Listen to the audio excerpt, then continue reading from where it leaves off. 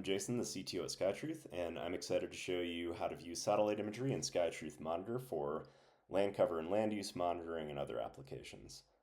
First off, SkyTruth Monitor is a lightweight GIS system we've developed to support conservation organizations, land trusts, journalists, and really anyone who wants easy access to satellite imagery and other environmental data layers.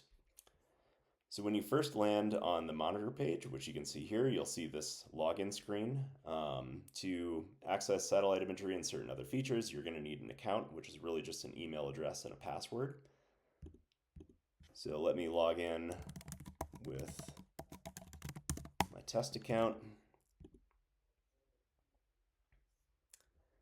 And now let's look at some satellite imagery. So first off, let me enter some coordinates for an area I'm interested in. So I live in Santa Fe, New Mexico, and I'm going to check out a part of New Mexico that was affected by the Calf Canyon Hermit's Peak wildfires in 2022. So you can go right up here and enter whatever coordinates you want. And that brings us to an area just west of Las Vegas, New Mexico, where the wildfires were. And I'm going to show you imagery from a couple different satellites to give you an idea of what you can do. So first I'm going to go to this satellite imagery tab, and you can see a wide variety of satellites that you can display here. We're going to start with NAPE.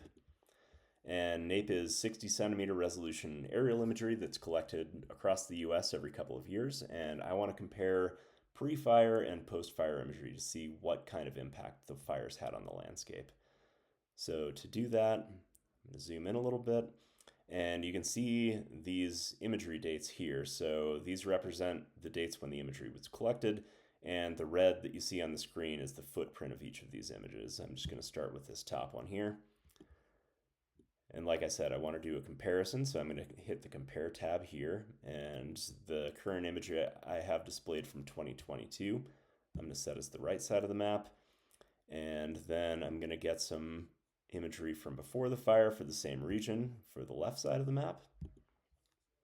I'm going to select a Compare Style as a slider, and there you have it. Now you have a comparison slider for these two image dates, and you can see a significant difference between the pre and post fire landscape.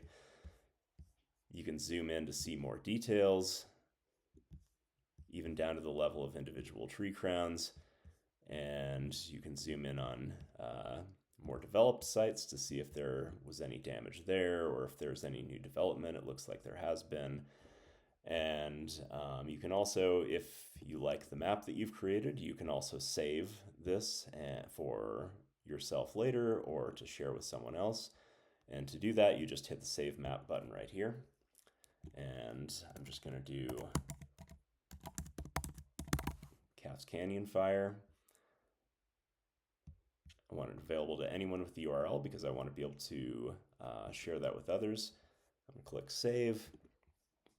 And if you want to find that map again, you can just go down here to My Map, Calf's Canyon Fire. It'll bring you right back where you were. And you can also, of course, copy the URL and send it to somebody else, and they'll be able to see this map as well. You can also save a region of interest to your map. So let's say you work at a land trust and you know you're going to want to come back to a management area you administer and see it again. So if you've worked with GIS at all, you can upload a GeoJSON to this, or if you aren't comfortable with GIS, you can also draw a boundary using one of these annotation tools. I'm going to take the simplest approach, and first I'm going to close that out